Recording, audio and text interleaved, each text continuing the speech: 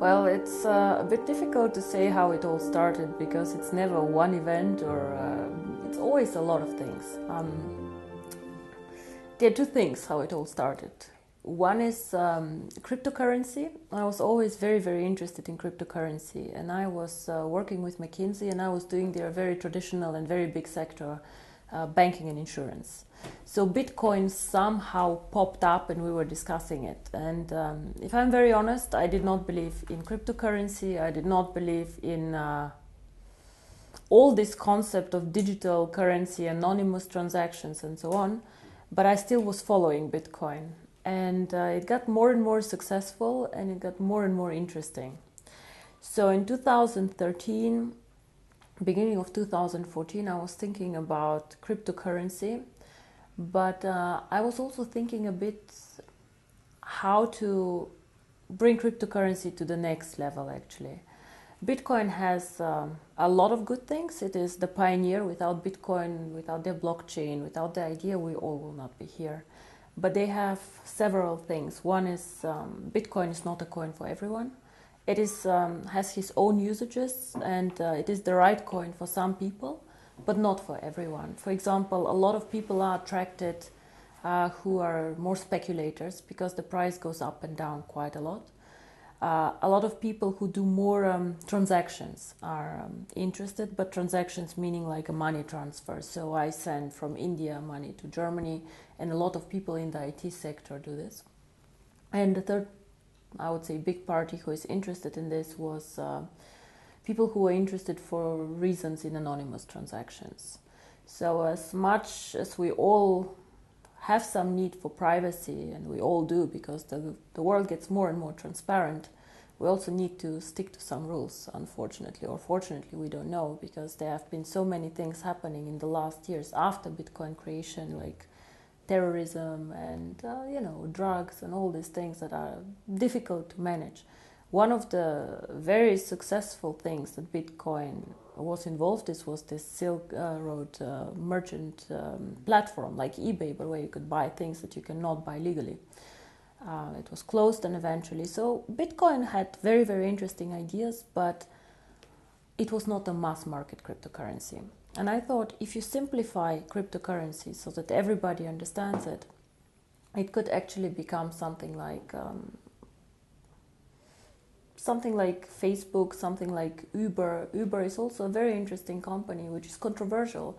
You know, they change the way we live, the way we use transportation, and this is changing the world of payments and of finance. So cryptocurrency, yes, was very, very clear to me, I think end of 2013, maybe beginning of 2014. And then I was thinking how to bring this to the masses. When I started thinking about cryptocurrency, my contacts were more institutional banking clients, big private equity funds, so people who definitely could get excited about cryptocurrency. For example, Goldman Sachs are also excited about the blockchain and so on, and they can invest in it. But unfortunately, these people do not have real contacts out there, retail people like you and me. So the idea was how to bring a good concept, an interesting concept, out to the people. And there I have a personal friend, his name is Sebastian Greenwood, who has been active in network marketing for quite a while. He was the one actually who suggested, let's do network marketing. And I said, no, let's not. Because exactly when we wanted to start this company, another company, which was quite big, had went bankrupt and a lot of people had lost money, and it was all over the press, the internet, and it was just a lot of bad vibes in the industry. So when we started, and he convinced me that network marketing might be exactly the right thing, so we said, let's do network marketing, but let's not sell the cryptocurrency, let's do an education package. There's definitely a lot of need for education, especially also in developing markets on finance, personal finance, and a lot of people who want to be successful but somehow still do not know why and how to do this. So what we did is we created the education packages and we attached to them the free mining rights. And we said, okay, if you do the education package, if you're interested in cryptocurrency, do it. Even today, not all of our people mine the coin. Some of them just do the education package. And this is actually how it all started. But when it all started, I remember one of our first events was in Finland, because people got very excited about this actually. I don't know how often I had to explain what is cryptocurrency, what is Bitcoin. And this was actually how it all started, end of 2014. I would say 2015 was the year where we all learned about what is cryptocurrency, what is mining, how does it actually work, so really the basics. 2016 got a bit more sophisticated, a new blockchain, new technology, and now 2017 and 2018, the next two very, very big steps are coming up, the merchants and the coin going public.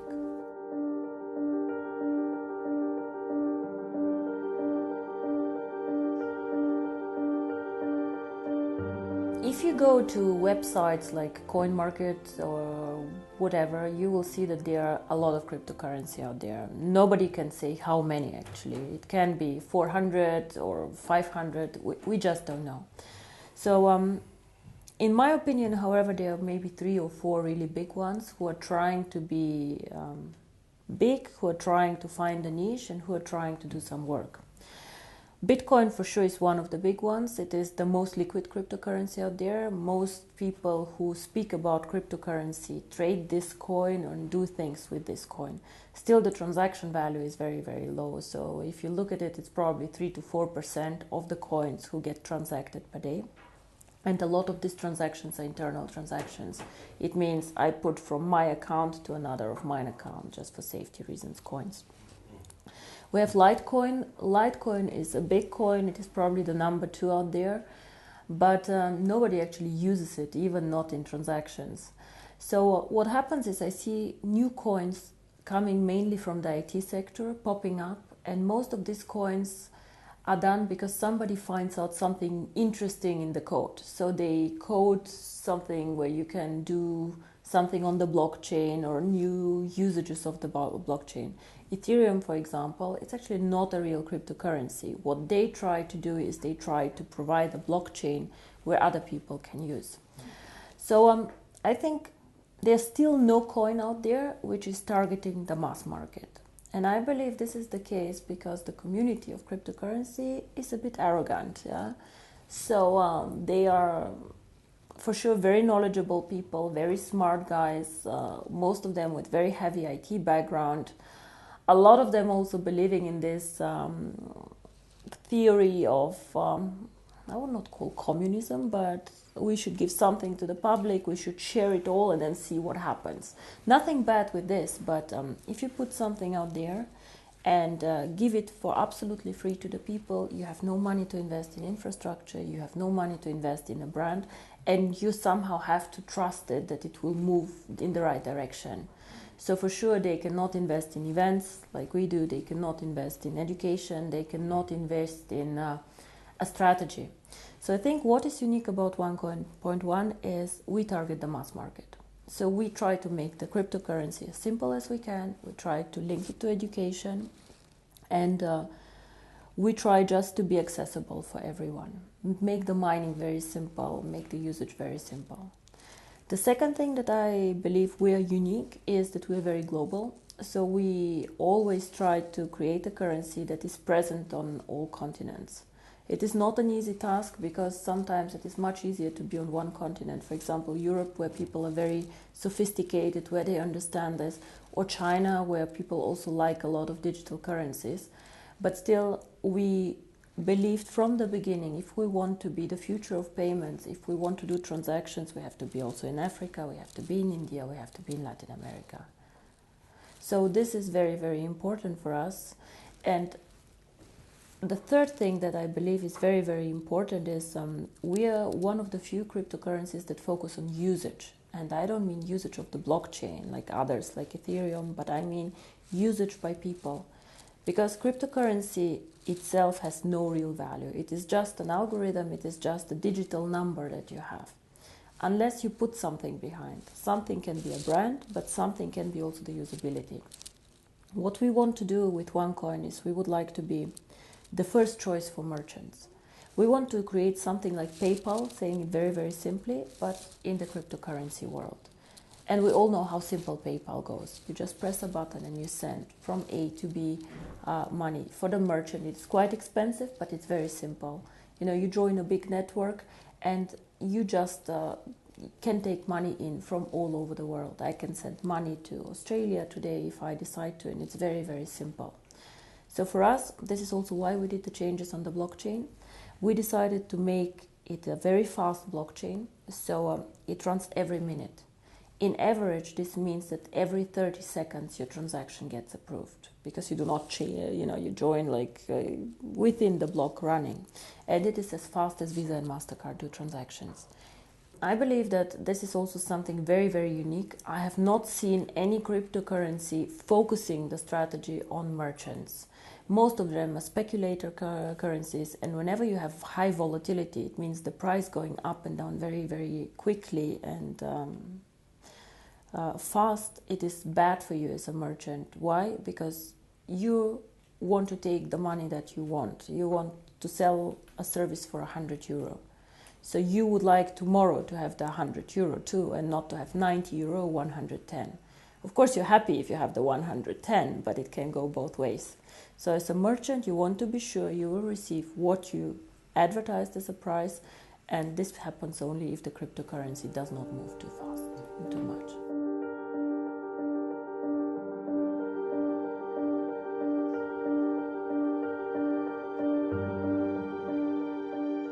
I believe that the network should do nothing else than communicating this, because I'm just making money, I'm just making commission. It can never be just the reason why somebody should join a network. Then you can sell soap, you can sell whatever is out there, I don't know, beds and things like this. I think understanding cryptocurrency is actually the key, and this is something that I wish for on the events to happen more. I have been, unfortunately, to some events myself where I was listening for an hour and I had no idea what this company does. So the unique thing about us is education, and then if somebody wishes, the cryptocurrency. Of course, cryptocurrency can change the world, and I believe it will. The question is, will it be tomorrow? Will it be in a year, or in 2 years, or in 3? It is unstoppable. It already started. The interesting thing about cryptocurrency is it is so global that it is very difficult even to stop it. So much better than trying to stop cryptocurrency, in my opinion, is to regulate cryptocurrency. Just to regulate cryptocurrency as part of the financial landscape. We are not banks, for sure not, but to make some rules for people out there, because today everybody can go and create a cryptocurrency and start collecting money. This is not the way it should be. So what we, for example, do is we already started doing KYC procedures, things that you normally do for opening a bank account. Or if you're a merchant and you want to join us, you still have to provide us with some documents so we know what do you sell, what is happening, why is money being transferred. We don't have to, but we do this. So this is one thing with the merchants. It's a lot of freedom of business. For example, for the European market, if you're a small, innovative Swedish company, what can you do? You can develop some cool software, you can do things. Most of us are in the digital network, they are doing interesting things. And then you want to sell it to other markets. It can be Asia, it can be India, it can be everywhere. But China and India are very difficult to sell things to. They do not have the free capital flows that we have. So you might find a Chinese buyer, but it's difficult for you to get a payment. And it's very frustrating because you're a small company, you focus on software, you do not focus on international payments. If you're a big company, you can do this, but you don't have the know-how. Now here, cryptocurrency can help you, because OneCoin is very strong in China and is very strong, for example, in Europe. So what you can do is you can put your software in our shop that is starting now in next year. You can put up the price, whatever the price is that you would like, and then a transaction between a Chinese buyer and a European buyer can happen like this. Within 1 minute, the transfer is done. So this is something very exciting. For me, this is a bit more freedom of doing business. And the second thing, as you say, is the unbanked. Now, the unbanked, I don't know if you had a look what happened in India. India is a cash economy, so a lot of the poorer people who do not have a bank account, for several reasons. Poor people normally do not trust banks. Poor people hoard the money for emergency. Within 4 days, they told them that they need to come and just give the cash that they have only up into a limit, and they needed to exchange it, and the other cash was just void. Now this is a disaster, and this disaster will not hit the rich people. It will hit like very, very small people who have their savings. Cryptocurrency can make a change. Now, you ask me, if a person is so poor he doesn't have a bank account, how will he deal with cryptocurrency? A lot of people have access to phones, so if you manage to link cryptocurrency to a phone, and of course it's already linked to the internet, you can give these people so many more options how to bank with us. So a cryptocurrency provides just another corridor how they can make money movements and how can they join the financial system. But we have to be very, very clear on this. This is probably the most complex part of what we're doing. The merchants, I believe, is quite simple to put together. Then you have to grow the merchant network. You have to be attractive, low-cost opportunity, fast, reliable, fine. But the remittances, you always need a point where cash gets collected. And this is the second part of the strategy, which will come most probably only after we open the coin for everyone. You need to make sure that there are points where you can make the virtual currency real. So where cash can come in that people have, they can send somewhere, and then they can get the cash and go to the supermarket and spend it. It can work, for example, if you get several partners to join. It can be a phone company because you go and pay your phone bill, or you can just charge on your phone bill the cryptocurrency and back. It can be a big gas station chain, for example. It can even be a supermarket chain.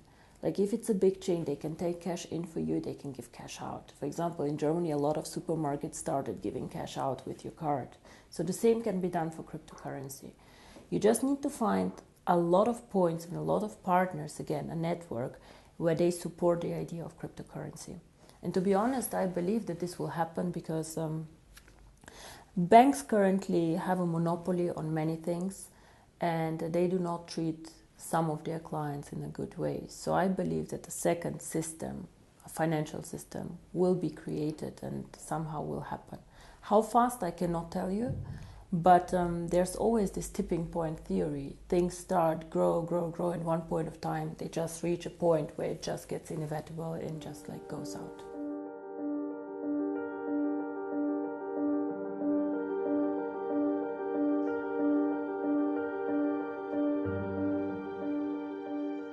On the One Life network, some of their main concerns is this a Ponzi scheme? And when you have a digital product that you cannot touch, like an education package, of course people are more skeptical. So I respect everybody who has questions or who criticize or just wants to talk to us, but what I do not like is when people do not do their homework and do not check what is going on. Now, a Ponzi scheme, we all know what it is. A Ponzi scheme means that new money feeds old money. So we had this Bernie Madoff scandal somewhere, like the guy was taking investments from the public, promising huge returns and then paying out the returns, not because he was a smart investor, but because he had, taken new money in, and it's one point of time it stopped. When you join the One Life network, what happens?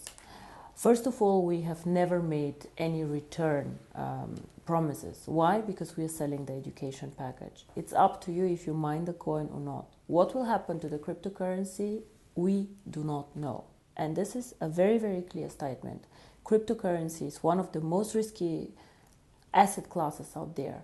Nobody knows what will happen. It can go through the roof, but it also can not go through the roof. So both is possible. But what is important when you speak about a Ponzi scheme is, first of all, we give people the opportunity to make money without paying for a position. Every week I have between 300 and 500 people in the network, sometimes even more, who have a non-paid position, a rookie position, and who make commission on them. These people also can earn tokens to go and join the mining.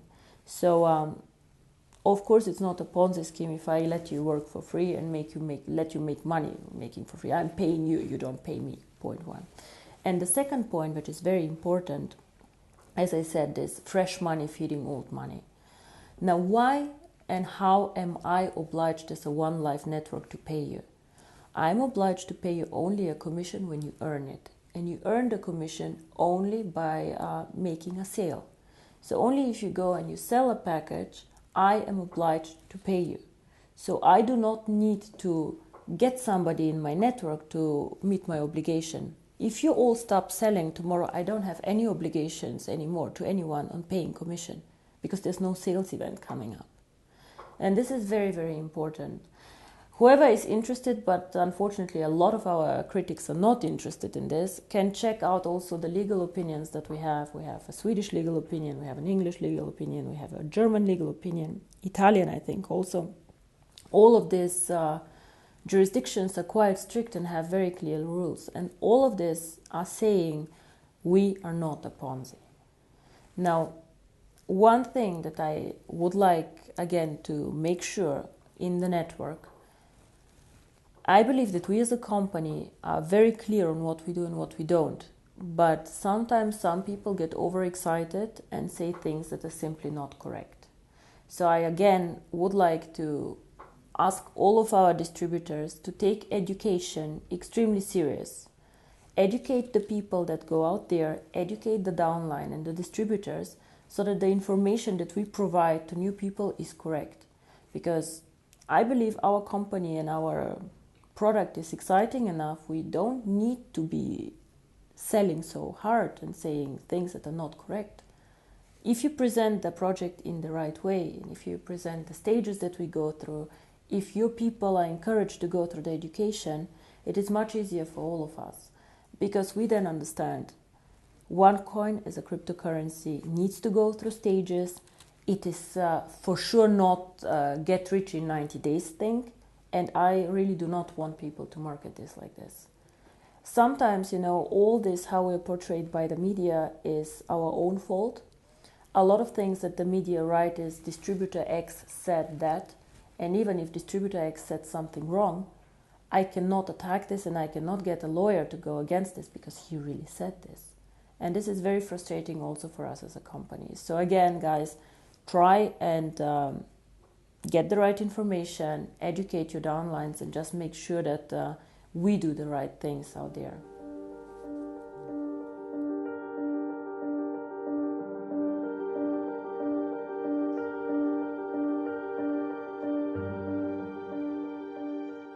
So we had 2 very exciting years. We were growing very fast. We were doing very, very good things. We did some adjustments too as a company on the blockchain, things that we just did not know before when we started. For example, the blockchain and the merchants. Now, the best, I think, is yet to come, and the most exciting part is coming now, because now we have to move from just mining the coin into usability of the coin. And the first thing how you can use the coin is moving on with the merchants. 2017, January, February, we launched our own merchant platform. So what does this mean? As a merchant, you can join the platform for free, and you can sell your services or your products, whatever you have, you can sell it in this platform. You have access to over 12 million people there, because we have about 3 million paid accounts and about 9 million free accounts in the system. So this is a lot of people. And the good thing about these people is the paid accounts, these are people who have for sure money and who are interested in buying things online. So you can join as a merchant for free. And for example, I don't know, if you have a flower shop, you can say, okay, this is a voucher for my flower shop. It is worth €100. You can come any day and join me. Groupon, for example, does things like this. However, they force the merchant to do a 50% discount on whatever they sell so that they are attractive. And the fees that the merchant pays are very high. So in the end of the day, they're only 20% maybe staying with the merchant. What we want to do is, if you're a merchant, you get access to our client base. You can offer your services, you can offer your products. However, we want you to take 25% of whatever the price is in coins. Of course, a lot of our network will get excited. Some of them have small businesses. Some of them already are exciting merchants about this. So these people can join the network of stores, the network of people, and so on. So We will also incentivize the members to bring in merchants. The liquidity of the coin currently is still low. So this means that you cannot liquidate all of your coins tomorrow before going public. This is why we will give the merchants the option to take up to 75% of the price in cash. If you're a merchant, if you want 100% in coins, you can. Yeah, but if you just want 25% in coins, you also can. However, what we will do as a company, we will pay a BV value on the cash payments. Why do we do this? Because first of all, the more good merchants we get, the better for the coin value. And of course, we want this coin to be very, very successful and to get good merchants. We said, I think in Bangkok, we said 10 million users, 1 million merchants, and hopefully one day 25 euro for the coin value. But I do not want to have 1 million bad merchants. I want to have, even if it's just 100,000 merchants, but really good merchants where people get excited to use them. And I believe that in incentivizing our distributors who attract merchants for the network on the volume that the merchant makes is the right thing to do. Because it's so easy for me to sign up. I can sign up today 100 people, 100 merchants. If their products are too expensive, not attractive, bad quality, no point. So it's again, we trust each other as a network, we want the best for the network, and this is how we want to grow as a network. And of course, it's very nice for you as a merchant, you put the OneCoin sign on your door, I accept OneCoin. People maybe come and ask you, what is OneCoin? I want to know more about it. Then the merchant can go and say, okay, this is an education package. If you want, please have a look. And again, the network wins from this. So 2017, to get back to your question, for me is the year of the merchants, while 2018 is then the year where the coin has to go public.